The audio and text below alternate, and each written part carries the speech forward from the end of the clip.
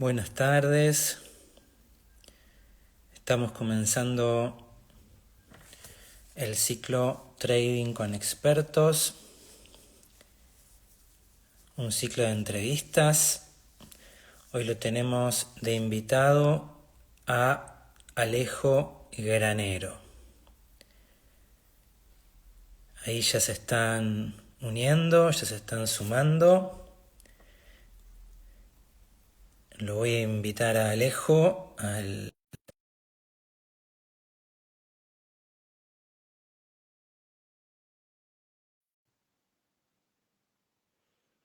Bien, ahí saludan, ahí están saludando todos, Matías, Juli, Tomás, Tomás saluda, ahí está Alejo. ¿Cómo te va, Alejo? Hola, ¿qué tal? ¿Cómo estás, Alan? ¿Todo bien? Muy bien, bueno, estamos empezando este ciclo. Te doy la bienvenida y te cuento y les cuento a quienes están conectándose, ahí se están saludando. Si quieren hacer preguntas, se las van a poder hacer y yo si tengo tiempo me voy a ir leyendo preguntas para Alejo. Les cuento y también te cuento, Alejo, que Trading con Expertos es un ciclo de entrevistas con expertos en inversiones bursátiles. Y en este ciclo nos proponemos hacer accesibles las finanzas, hacer accesibles las inversiones y hacer accesible el trading. Por eso hoy entrevistamos a Alejo Granero, que para quienes no lo conocen, lo presento.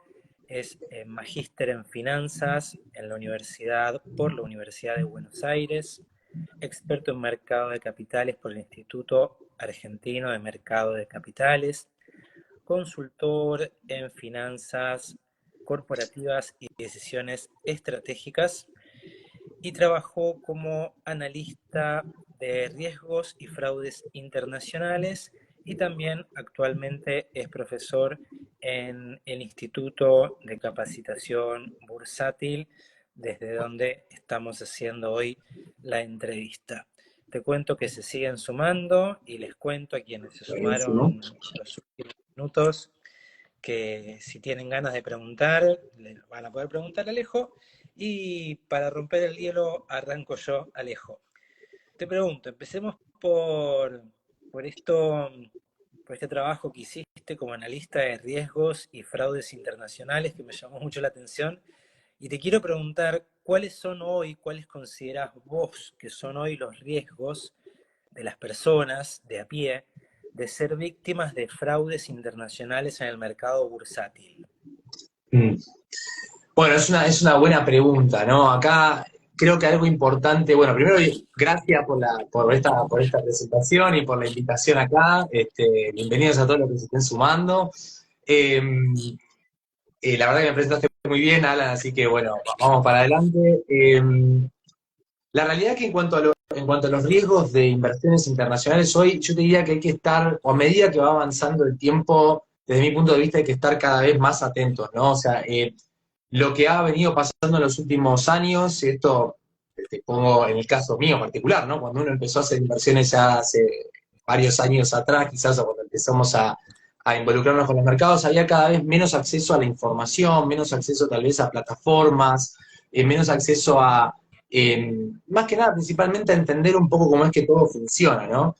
Yo creo que hoy las cosas que tenemos que tener mucho riesgo, o tenemos que evitar correr riesgos, es primero de alguna manera entender en dónde estamos poniendo el dinero, digamos, el efectivo, no solamente los mecanismos que usemos, sino entender dónde estamos poniendo el dinero, principalmente validar que un lugar donde estemos nosotros depositando dinero para hacer inversiones, incluso te diría que no solo a nivel internacional, sino también a nivel local, sea al menos un agente certificado por algún organismo obviamente competente. En segundo lugar, entender también en qué es lo que estamos invirtiendo, ¿no? O sea, esto de poder comprender un poco de si ese dinero que nosotros estamos destinando a inversión, que tal vez sean ahorros de, no sé, tal vez o de nuestra vida o algo que tengamos, sea de una manera o de otra, que tengamos muy presente de si ese dinero lo están de alguna manera utilizando correctamente. Y algo importante que me parece que para poder de alguna manera accionar ante cualquier tipo de cuestión que se presente, me parece que es importante hacerle el seguimiento, digamos, no dejarlo, viste, que quede ahí el dinero, que de alguna manera nosotros digamos, bueno, ya tengo la plata colocada en una inversión, me relajo. No es tan así, ¿no? A veces cuando mejor de alguna manera uno evita o para evitar riesgos, lo mejor que puede hacer es hacerle un seguimiento, pero obviamente lo que yo recomiendo es que uno se informe, ¿no? Como te decía antes, pero me parece que lo importante es hacerle un seguimiento, sea donde sea que haya puesto la plata, ver que la plata está presente, ver los rendimientos, ver qué está pasando, y obviamente a la mínima duda que uno tenga de lo que está pasando, tratar de levantar el teléfono primero con el lugar donde nosotros nos estamos comunicando, y segundo, obviamente, bueno, con casos mucho más graves, ¿no? A ver, hay que hacer otro tipo de acciones.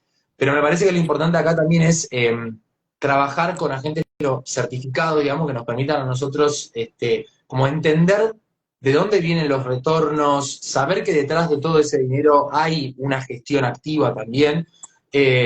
Obviamente que contar con atenciones, por ejemplo, personalizadas es algo ideal, o sea, contar con alguien que te esté del otro lado comentando en qué se está invirtiendo tu dinero. Entiendo que a veces eso por ahí es como que uno prefiere manejarlo uno mismo, ¿no? O sea, prefiere poner el dinero y decir, bueno, ok, lo manejo yo a mi gusto.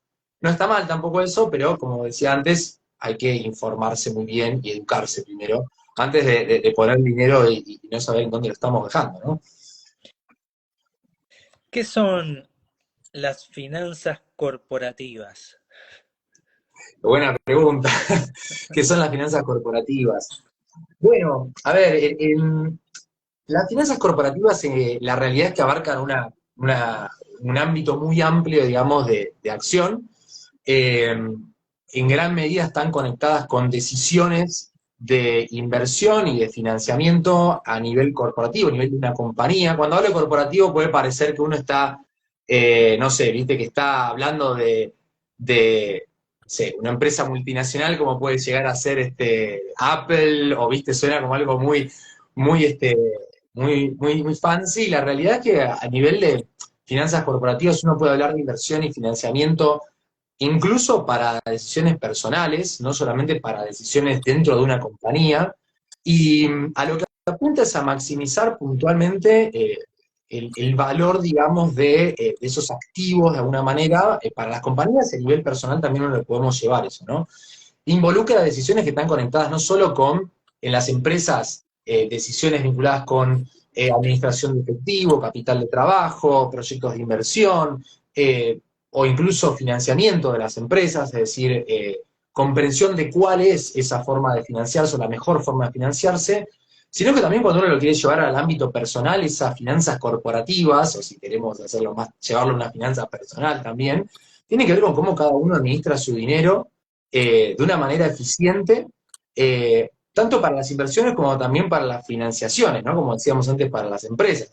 A veces uno no tiene tanta claridad sobre, por ejemplo, lo que es una tarjeta de crédito, que en el fondo, más que otra cosa, es un instrumento de financiamiento para todos nosotros, ¿no? Además, obviamente, de ser una herramienta de compra alternativa al efectivo, digamos, ¿no?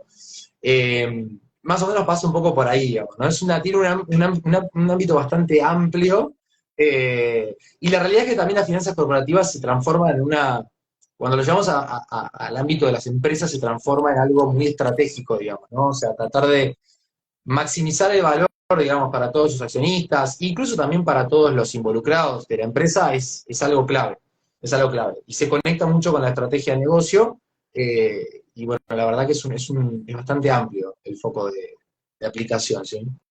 Y Alejo, vos cuando trabajás como consultor en finanzas corporativas y decisiones estratégicas, qué hace un consultor? Si yo quisiera ser un consultor, ¿qué hace? Por supuesto, no tengo que tener la formación que no tengo, pero ¿qué haces como consultor? Bueno, también, de nuevo, es bastante amplio, ¿no? Pero la realidad es que, mira, como la consultoría en sí tiene distintas ramas, si se quiere, ¿no? O sea, no es que cuando hablamos de consultoría hablamos solo de consultoría uno puede hablar de consultoría, bueno, digamos,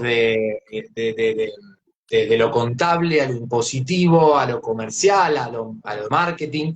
Bueno, la consultoría en aspectos estratégicos y de finanzas corporativas también es una de ellas, ¿no? A lo que apunta un poco, y de decisiones estratégicas, ¿no? A lo que apunta un poco es a tratar de alguna manera, entender cuál es el negocio, si el modelo de negocio de la empresa, tanto en términos de cómo está de alguna manera consiguiendo sus ingresos, cómo tiene de alguna manera invertido su dinero, cómo está relacionándose, digamos, con sus proveedores estratégicos, así como sus clientes estratégicos, cuáles son las fuentes de financiamiento de la compañía, y en el marco de la planificación estratégica tratar de entender cómo podemos hacer para maximizar el valor, ya sea a partir de una estrategia que potencie ingresos, a partir de una estrategia que, por ejemplo, reduzca costos o mejore la eficiencia, pero siempre pensado desde la planificación, digamos, de esto de poder trabajar con modelos dinámicos, modelos financieros dinámicos, con poder trabajar con decisiones del mercado también que les permita a la compañía informarse, que no solamente vaya con su estrategia a la compañía y de alguna manera piensen que, bueno, somos solo nosotros en el mercado. No, tiene mucho que ver con entender hacia dónde van las tendencias de ese mercado en el que trabajan, en el que se desarrolla, y de alguna manera poder aportar valor desde esto de recomendar, dentro de la toma de decisiones, cuáles son los caminos que de alguna manera, en términos de la maximización de valor, serían más adecuados, ¿sí? En el marco de esa planificación.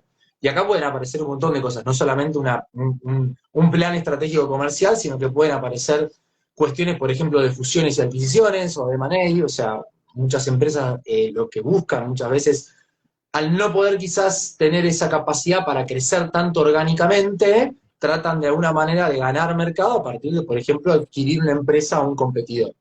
Eh, Como así también podría ser también el lanzamiento de un producto, ¿sí? O la apertura, digamos, de una nueva sede a nivel internacional.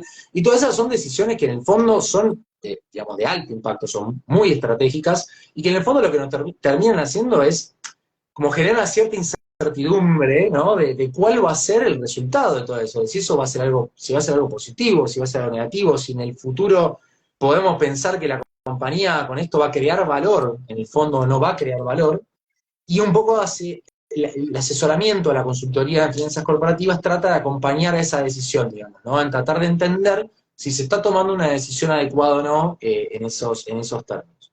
La verdad que te toca, o sea, me ha tocado trabajar con equipos comerciales, de producción, con equipos incluso de la parte de administración, obviamente, y bueno, y es muy interesante, ¿no? Es muy cambiante también, o sea, los trabajos pueden ser muy distintos. Y la realidad es que también el trabajo de compañías, tanto a nivel familiares o pymes, como compañías un poquito más corporativas, ¿no? Donde los problemas capaz son otros también, ¿no? O sea, los problemas no son tan parecidos a niveles de pymes o de empresas familiares como sí lo son por ahí para compañías, son distintos de compañías más corporativas, ¿no? O sea, mucho más grandes. Eh, pero bueno, es muy interesante, ¿no? Darle ese enfoque al análisis corporativo. Y en el fondo termina siendo muy útil para tomar decisiones de inversión esto, porque te ayuda a entender desde el análisis fundamental, complementando con el análisis técnico, qué es lo que la empresa está haciendo para crear valor en el futuro. Entonces, podés de alguna manera interpretar variables del contexto, por ejemplo, de variables macro y de los sectores en los que operan las compañías, para entender un poco si a futuro están tomando buenas decisiones, digamos, de alguna manera para crear valor, o si de alguna manera vienen en caída libre, ¿no? Y no están haciendo nada por ahí para poder retomar ese sendero alcista o ese sendero de valor. Así que me parece que es algo interesante, es bastante interesante y bastante desafiante, y también acompaña mucho y permite entender qué pasa con el valor de las compañías, ¿no? En el mercado. Y en las pequeñas y medianas empresas, sobre qué problemas te consultan y qué soluciones ofreces en las pymes? Bueno, a ver, a nivel de pymes, me ha tocado trabajar con varias de ellas, y la realidad es que empiezan a ver, cuando empiezas a trabajar con varias, empiezas a notar denominadores comunes, ¿no? O sea, un poco en todas. En mi experiencia, quizás uno de los que más me tocó vivir es esto de tal vez que hace una falta, que quizás a veces viene acompañada de una falta de profesionalización, pero no siempre es tan así, sino que hay una falta por ahí de alineamiento, de visión estratégica, digamos, de hacia dónde vamos, ¿no? O sea, esto de por ahí a veces no hay una cierta claridad respecto de hacia dónde estamos yendo, si queremos ir a un mercado de ciertas características o de otro, eso termina derramando muchas veces en que hacia abajo por ahí las decisiones que se van tomando o las interacciones que se van dando, a veces, bueno, terminan siendo un poco, como quizás no diría caóticas, pero sí, como tampoco están tan definidos los procesos, termina siendo difícil por ahí de traducir acciones eficientes, digamos, ¿no? Eso. En segundo lugar, sí te diría también el tema de el tema de procesos, ¿no? O sea, creo que en una compañía de ese tipo es más difícil encontrarse con procesos definidos, ¿no? O sea, reglados o instrumentados que te permitan como entender cómo tomar una decisión de manera adecuada, y quiénes son las personas que de alguna manera están ahí responsables. Muchas veces eso termina, con el crecimiento de una empresa, termina siendo un problema, ¿no? Porque hay empresas que crecen de manera muy despareja, o sea, muy rápida en el tiempo, y van creciendo de manera despareja en términos de distintos aspectos, ¿no? En términos de lo administrativo, de lo comercial, de los procesos, y me parece que el tema de no tener tal vez algo así como de alguna manera bien estructurado, bueno, puede llevar a confusiones internas o a más que nada a un poco a un desorden.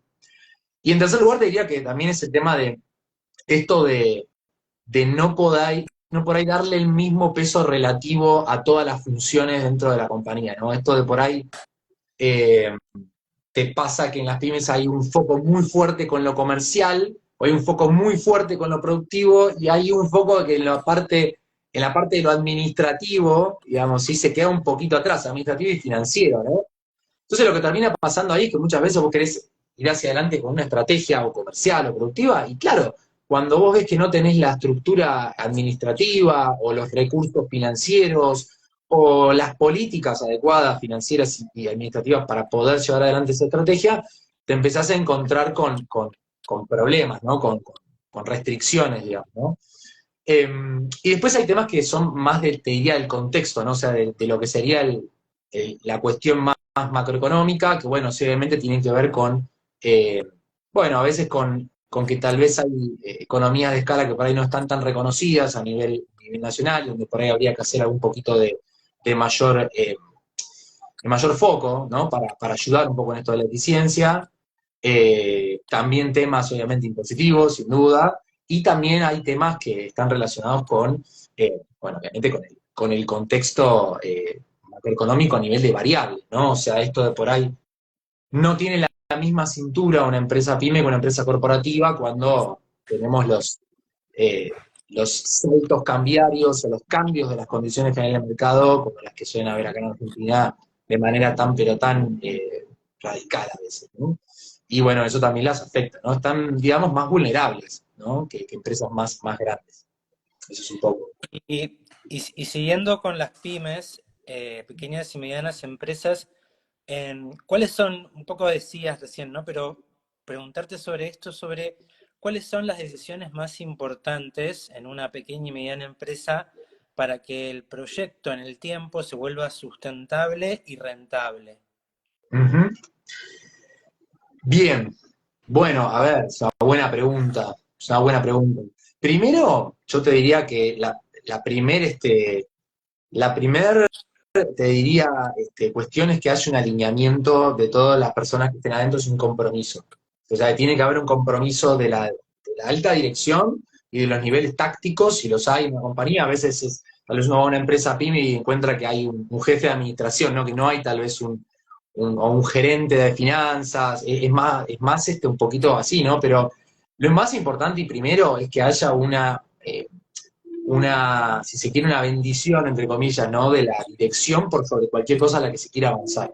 Si no, es muy difícil realmente poder avanzar. O sea, esto eh, es como querer ir hacia adelante con una idea que puede estar muy buena, pero que si no está bien vendida o bien comprada, incluso por los dueños, se transforma en algo muy difícil. En una empresa más grande, tal vez lo que pasa ahí es que ¿viste? Tenés instancias de validación y de alguna manera se van llevando a cabo, aunque tal vez también sean caóticas, ¿no? Pero o en algunos casos más caóticos que otros, pero suelen haber procesos, digamos, ¿no? Acá la realidad es que si no convences, digamos, al directorio, a los dueños, o a quienes finalmente terminan dando la decisión, es muy difícil de avanzar. En segundo lugar, te diría que una decisión importante es cuáles van a ser de alguna manera, cuál va a ser el foco del proyecto, o sea, cuál va a ser eh, el beneficio, si se quiere, o lo que vamos a obtener de este proyecto, digamos, ¿no? O sea, que esté muy claro eso, digamos. O sea, lo que pasa en empresas pymes es que muchas veces no está tan claro eso, ¿no? O sea, es más difícil de poder ver porque tal vez hay menos información disponible, o quizás porque la información está un poco a veces menos depurada. Entonces, poder convencer con esa información y poder mostrar qué es lo que nosotros realmente queremos generar dentro de un proyecto, dentro de una decisión estratégica, a veces se vuelve difícil también, ¿no? Porque tenemos que contar con información, tenemos que armar una planificación que sea medio a prueba de balas a veces también, ¿no? Eh, y te diría que en último lugar es, una de las decisiones más importantes también es a veces de dónde sale la plata, ¿no? Que ahí es donde también a veces empiezan a aparecer dudas de, che, esto lo vamos a poder hacer, ¿no? O sea, esto de, ¿tenemos el dinero para hacer esto? O sea, ¿cuáles son las alternativas que tenemos nosotros para poder avanzar sobre un determinado proyecto o sobre una determinada estrategia que puede no ser un proyecto, pero, por ejemplo, me ha pasado que algunas compañías que han querido salir a vender a un mercado externo, ¿no? Con un precio determinado, y la realidad es que la alternativa no era tan atractiva, el precio al que se estaba queriendo salir a vender, ¿no? Entonces vos ahí te pones a mirar y decís, bueno, a ver, eh, volviendo al punto anterior, ¿no? ¿Qué valor me da esto? O sea, ¿es algo que yo pueda de alguna manera capturar en un futuro si la realidad es que a este precio a mí no me conviene salir a vender al exterior y estoy incurriendo en un montón de gastos o costos de oportunidad, digamos, ¿no? Pero bueno, también ahí podés verlo por el otro lado y decís, che, pero me estoy empezando a meter en el mercado externo, tal vez es una diversificación de ingresos, tal vez no lo ve inmediatamente, pero tal vez en un futuro, si hay una perspectiva de revalorización de estos bienes, me convenga hacerlo ahora antes que entrar tarde, cuando ya estén todos ya establecidos y tal vez me cueste un poco más. Y bueno, y como te digo en última instancia, el encontrar el efectivo para eso a veces también es un desafío, ¿no? Esto de poder financiarlo de manera adecuada, ya sea con capital de trabajo o con financiamiento, digamos, bancario o del mercado, eh, a veces suele ser también una decisión muy importante, básicamente por digamos, las condiciones que hoy el mercado, que muchas veces el mercado ofrece, no te diría hoy, pero sí que a veces también hay, te diría, poca información también al respecto, ¿no? Esto de poder, hay pocas empresas que saben, quizás cumplen los requisitos para entrar a un mercado de capitales. No te diría salir a hacer una oferta pública de acciones, pero sí tal vez para cotizar en una ON, para salir a una ON. Y a veces eso es más conveniente, o habría que ver, ¿no? Pero podría llegar a ser más conveniente salir a una ON estructurada que tal vez tomar un préstamo en un banco, ¿no? Es cuestión de evaluarlo, ¿no? O sea, tener las ventanillas abiertas y a veces eso, creo que no hay tanta información, ¿no? En ese sentido.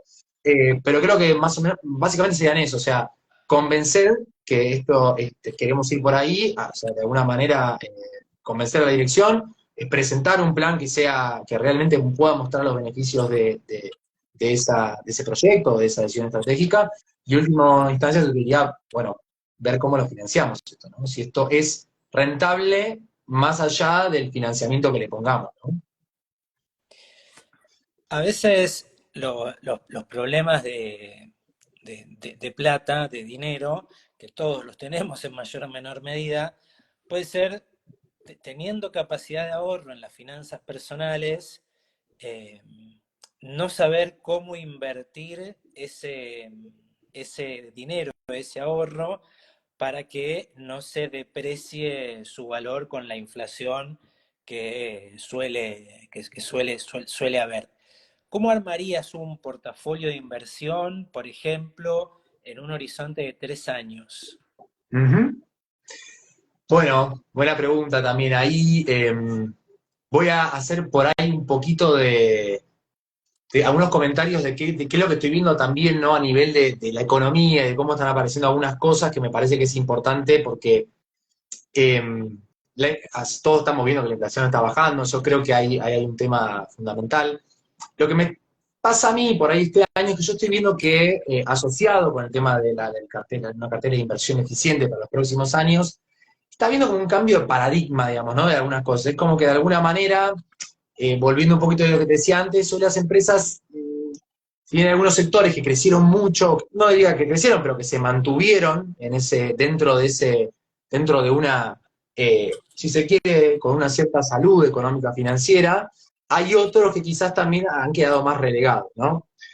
Y en ese sentido, me parece que hoy es muy importante ver cuál es el plan de país o el plan digamos, de políticas económicas que, se tomaron y que vienen por delante, para ver cuáles son algunos de esos sectores que podrían llegar a ser, eh, quizás grandes ganadores o buenos, prospectos para los próximos años. Cuando uno mira los indicadores, por ejemplo, de nivel de actividad, ve que hay sectores que están destruidos, ¿no? O sea, ves la construcción, manufacturas, la realidad es que vienen bastante atrás. Y después hay otros sectores que, por ejemplo, podríamos decir, por ejemplo, el agro, ha sido un sector que la realidad que ha venido bastante bien en los últimos meses, por lo menos que, por lo que he ido hablando con algunas empresas, no han habido como depuraciones tan drásticas, digamos, ¿no? Como se han pasado en otros sectores. Entonces, en ese sentido, y viendo que por ahí ya ha habido una pequeña, o por lo que se ve, ¿no? En el índice de actividad, que estamos viendo que hay una pequeña recuperación, o que incluso, si bien se está haciendo de manera, eh, poco, eh, poco, digamos, por decirlo de una manera, uniforme entre las empresas, sí me parece que hay sectores que por ahí, apuntaría en los próximos años. Uno me parece que es el sector de energía, o sea, petróleo y energía me parece que es el sector que, eh, mm, además, digamos, por las razones que por ahí muchos de nosotros conocemos ya, que tienen que ver con cómo este gobierno quizás apuntó a potenciar un poco, inversiones de tamaños, importantes tamaños, ¿no? En lo que es el sector petrolero. No sé si puedo decir empresas puntuales como recomendaciones de inversión, o puedo hablar No, no, recomendación de inversiones no, pero sí más o menos.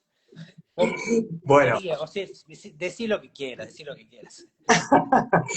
mirá, a No ver, a son, mí, no, no, es importante, no son recomendaciones, es cómo armarías vos de acá a 3 años un portafolio. tal cual, es como lo armaría, como bien decís. En ese sentido, creo que compañías, por ejemplo, como, Pampa Energía, es una compañía que me parece que es interesante, es una compañía que tiene tiene un buen modelo de negocios, y la realidad es que me parece que está bien diversificado. Y por otro lado, creo que, bueno, YPF es una compañía que ha estado en muchos casos, poco valorizada, digamos, en los últimos años, y me parece que decisiones como esta, poder llevarlo por la participación que tiene incluso dentro de la cartera petrolera hoy, me parece que es una buena alternativa. Después me parece que también hay otros sectores, ¿no? Que creo que en los que habría que apuntar, y también voy a hacer un comentario de algunos otros instrumentos que me parece que son interesantes. Eh, a nivel de acciones, yo te diría que cuando vemos lo que viene pasando, durante este año, creo que un sector que me parece que había que ponerle un poquito más de foco para los próximos años es el sector bancario. Creo que, lo que ha pasado, lo que da la sensación de que está pasando, es que este gobierno está buscando de alguna manera reducir, las tasas de referencia, o sea, a medida que la inflación vaya bajando y con todo digamos, el ajuste fiscal que se ha hecho este año, las tasas probablemente sigan bajando, la idea es que sigan bajando, y me parece que eso va a potenciar y va a ayudar mucho a que el sector bancario, el rubro bancario, empiece a traccionar un poco más, tanto en lo que es crédito privado, de individuos y de compañías.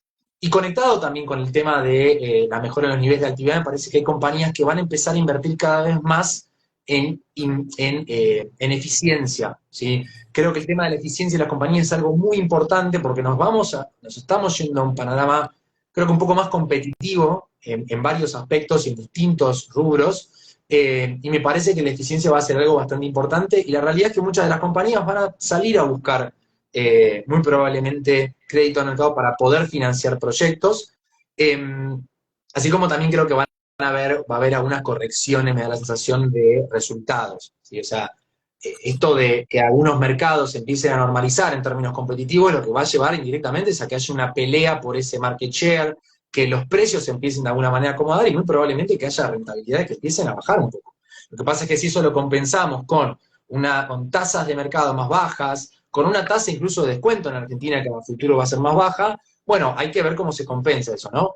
Pero otro sector que me gusta, como te decía, es el bancario. Creo que en ese sentido puntaría Banco Macro, Galicia, creo que son buenas acciones en ese sentido. Y me parece que otro sector que puede llegar a mejorar a nivel local y pensando en esta reactivación económica y por lo que se fue para atrás, porque la realidad es que el sector tuvo una caída impresionante, fue uno de los que más cayó, es un poco el mercado de la construcción. Si el sector de la construcción creo que va a verse impulsado, no solamente porque me parece que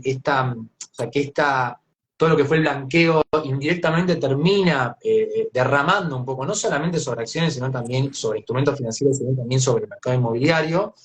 Pero me parece que sí, desde un punto de vista, el mercado de inversión, el mercado de la construcción, creo que es una buena alternativa. Digamos, quizás alguna de las empresas donde podríamos pensar sería una Loma, por ejemplo, Loma Negra, pero hay algunas otras alternativas, ¿sí?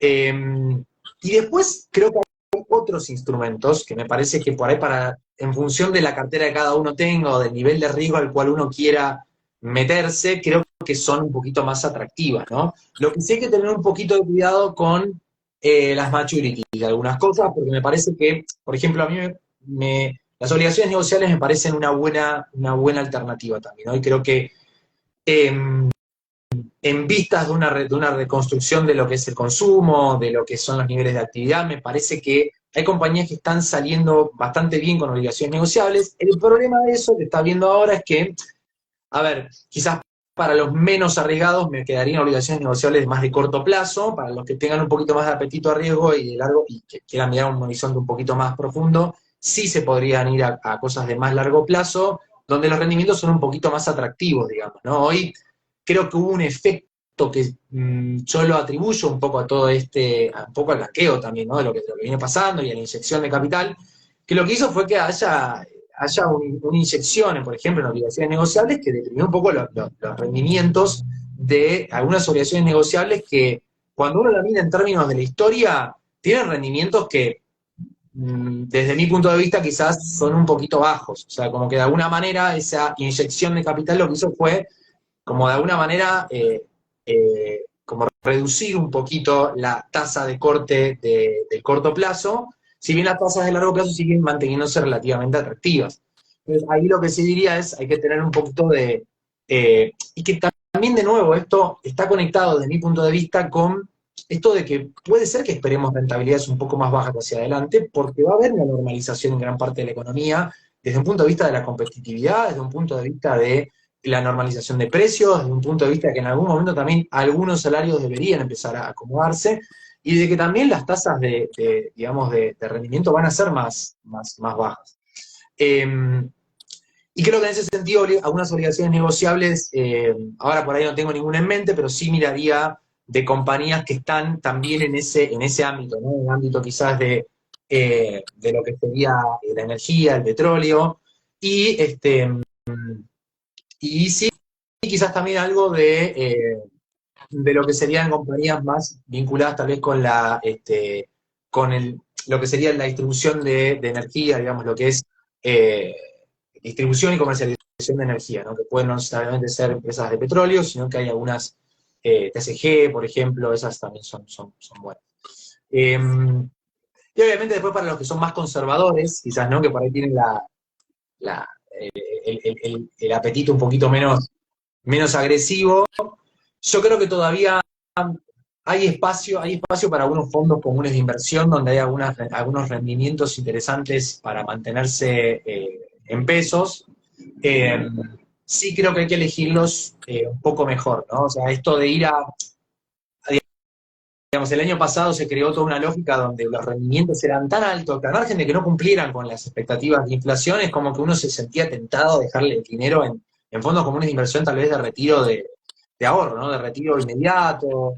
Yo creo que hoy habría que ir más a fondos de retiro de 24 horas y de 48, donde estemos trabajando o donde podamos ver que el fondo común de inversión tiene dentro algunos instrumentos en pesos que tengan más, si se quiere, de corto plazo, estaría bien también, porque yo creo que hoy algo importante también es poder mantenerse un poco líquidos, ¿sí? O sea, no diría que pongamos todos los huevos de una canasta, ¿no? Como se dice, Pero sí para los menos conservados, para los más conservadores, apuntaría a alternativas de ese tipo, quizás, ¿no? Pensar ya en fondo como una inversión de T+1, T+2, que tengan una composición de algunos bonos ajustados.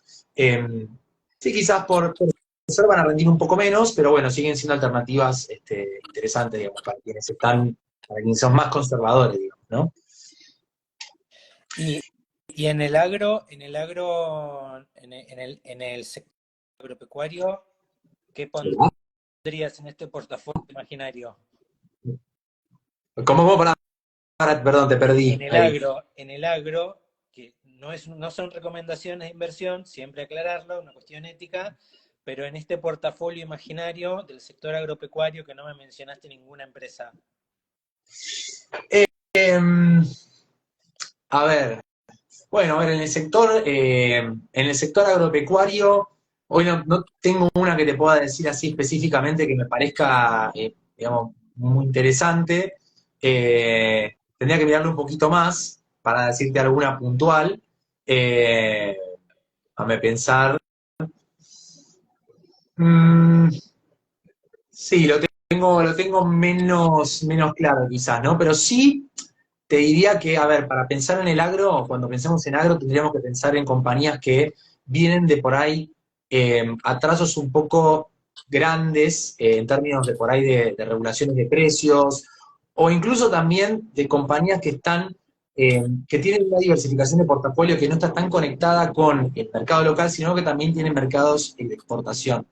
Una que ahora estoy pensando, que tal vez me parece, por los números que estuve viendo, y que tal vez me parece que podría ser una buena alternativa, es Ledesma, por ejemplo. Pero eh, habría que pensar un poco si, leer un poquito la realidad del último balance, no lo miré, no sé cómo salió, pero sí lo que apuntaría es, con cualquier cartera de inversión que se arme, es pensarlo también en el contexto de lo que va a pasar hoy. ¿Sí? Que eso también hoy, cuando hablo de hoy, hablo en la elección de Estados Unidos. ¿Sí? Que eso me parece que es algo que podría llegar a generar, como te digo, en las que más me gustan, por ahí en las acciones relacionadas con la energía, con petróleo, incluso también en la parte de construcción, podría llegar a generar una variación de la cartera. eh, Ahí Gonzalo dice de Coagro, puede ser, ¿sí? Eh, Podría llegar a generar si te diría, una variación de la cartera que no te diría que sería radical, no lo veo radical, pero que sí, pensando en quién sea el ganador, puede llegar a afectar un poco acciones que estén conectadas con la exportación, digamos, ¿no? Y puede ser el agro. Por eso lo tomaría un poco más con pinzas. Yo lo que diría del agro es, miremos un poco aquellas acciones que de alguna manera no se vean tan afectadas, pensando en la diversificación de ingresos que tienen, es decir, si tienen mercados del extranjero, en función de lo que pase hoy, te diría, porque eh, la elección de hoy es algo para mí que hoy está generando mucha incertidumbre desde mi punto de vista. Me parece que, básicamente porque los dos candidatos, a ver, si lo quisiéramos pensar en términos de qué va a pasar ya sea que gane Trump o gane Harris, Trump es una persona que tiene mucha cercanía con el gobierno actual y en términos de política económica, eh, de alguna manera va a ir hacia probablemente cosas que no son muy distintas de las que se hizo anteriormente. Y la realidad es que más allá de que él tenga una relación muy buena con Javier Milei, no sé qué tanto pueden llegar a venirnos beneficiosas, digamos, las medidas que pueda tomar ese gobierno a una economía emergente como la nuestra, que es más bien exportadora que en realidad productora, digamos, ¿no? Y la realidad es que por el otro lado, Harris digamos, es una personalidad que de alguna manera, si bien no está tan conectada con el gobierno actual nuestro, tal vez las políticas que lleve adelante sean mucho más beneficiosas para mercados emergentes que las que vaya a llevar adelante Trump en un futuro. Entonces es como que hay una incertidumbre muy grande con eso, así que ahí es donde también, de alguna manera, y por eso mencioné las acciones que mencioné, que me parecen que más allá de lo que pase con esta elección, creo que les va a ir bien igual. ¿Sí? O sea, no veo que haya una variación tan drástica con lo que pase en estas elecciones. Pero Si vamos a compañías que de alguna manera tienen exportación, tienen venta tal vez que está muy enfocada en mercados como el de Estados Unidos, hay que tener cuidado porque no hay que descartar que haya algunas medidas de control o digamos, de acuerdos tal vez que plantee Trump en el futuro y que afecte un poco a la actividad de ciertas compañías que trabajan bastante con la economía norteamericana. Eh, Así que me parece que más allá de la cartera que por ahí propuse, que creo que, como te digo, no variaría mucho en función de la decisión de hoy, sí creo que eh, para otras elecciones de cartera habría que mirar un poquito más qué va a pasar hoy. Parece que va a ser algo importante. Y una última, Alejo, una última. ¿Cuáles son las diferencias más importantes para vos a tener en cuenta entre hacer trading e invertir en el mercado bursátil? Muy buena pregunta. Bien, creo que para mí, a ver, yo lo que quiero traer acá un poco es el concepto del análisis fundamental, ¿no? Que es un poco lo que también lo que de hecho empezamos a ver un poquito en las clases con los chicos del instituto, eh, que de alguna manera esto de hacer trading y invertir en el mercado bursátil en realidad se conectan de alguna manera con algo complementario que es esto del análisis fundamental, digamos, para mí, ¿no? Que es básicamente poder entender cuál es la estructura económica financiera de una compañía a partir de ratios, a partir de indicadores, que nos permitan de alguna forma entender si esa compañía está generando valor en el tiempo o no, e interpretar si en el futuro lo va a seguir haciendo de esa manera o incluso si lo va a mejorar. Creo que el trading es una excelente estrategia, es una muy buena estrategia para entender en qué momento quizás uno tiene que tomar ciertas decisiones. Me parece que permite generar esto de puntos de entrada y de salida. Pero me parece que también está bueno poder complementarlo con lo otro, ¿no? Con el análisis fundamental, que es donde de alguna manera, para mí, si lo sumamos así, estamos hablando de invertir en el mercado bursátil. Si sumamos al análisis técnico con el análisis fundamental, entendiendo a una empresa, entendiendo su modelo de negocios, entendiendo cómo hace las cosas y viendo si, digamos, de alguna manera está generando valor, estamos como logrando obtener o maximizar, digamos, la decisión de una compañía y estamos logrando invertir en el mercado bursátil, ¿no? Obviamente que para eso creo que, como decíamos al principio, ¿no? Es importante educarse, o sea, invertir un poco primero en educación, en entender qué es lo que está haciendo uno. Creo que también tener un poco una estrategia, que cuando yo hablo de estrategia no hablo solamente de una estrategia de trading, ¿sí? Donde se involucran temas de gestión monetaria, donde involucramos temas digamos, de entender si estamos siendo rentables o no con esa estrategia, sino también dentro de la estrategia plantearnos en el corto y largo plazo qué es lo que va a pasar, digamos, ¿no? Y ahí es donde por ahí se complementan junto con el análisis fundamental y hacen una muy buena combinación. Y en tercer lugar te diría que hay un tema fundamental que es la gestión de emociones, ¿no? A veces la gestión de emociones es algo que para mí es clave, digamos, capaz lo pondría primero, ¿no? Pero que es el mercado bursátil, ya sea haciendo un análisis técnico o un análisis fundamental, te va a poner a prueba permanentemente. Digamos, es algo que eh, no podemos decir que todas las decisiones que vamos a tomar siempre en materia de inversión van a ser buenas. Eso es algo estadístico, te diría, o sea, no conozco a nadie que todas las decisiones que haya tomado en materia de inversión hayan sido buenas, y me incluyo en ese grupo, pero sí tenemos que tratar de maximizar las mejores por sobre las peores, digamos, ¿no? Por decirlo de alguna manera. Y, y creo que esto de poder gestionar un poco las emociones y al margen de eso trabajar con una estrategia y con conocimiento, como que te ayudan un poco también a tener esa visión objetiva que de alguna manera deja un poquito de lado esas emociones, ¿no? Porque si te posicionás en ese conocimiento eh, y en ese análisis, bueno, las cosas empiezan a ser un poquito más claras, ¿no? Y ya dejamos de pensar en easy, uy, bueno, pero ¿y si bajara? Bueno, y ahí es donde me parece que confluye, ¿no? O sea, confluye todo en el mercado bursátil, ¿no? De esa manera. Hoy estuvimos con Alejo Granero, profesor en ICB, magíster en finanzas de la UBA, experto en mercado de capitales y consultor en finanzas corporativas y decisiones estratégicas. Un gusto, un placer, Alejo Granero. Muchas gracias y que tengas una hermosa tarde. Un gusto, muchas gracias, Alané. Saludos a todos. Adiós, gracias.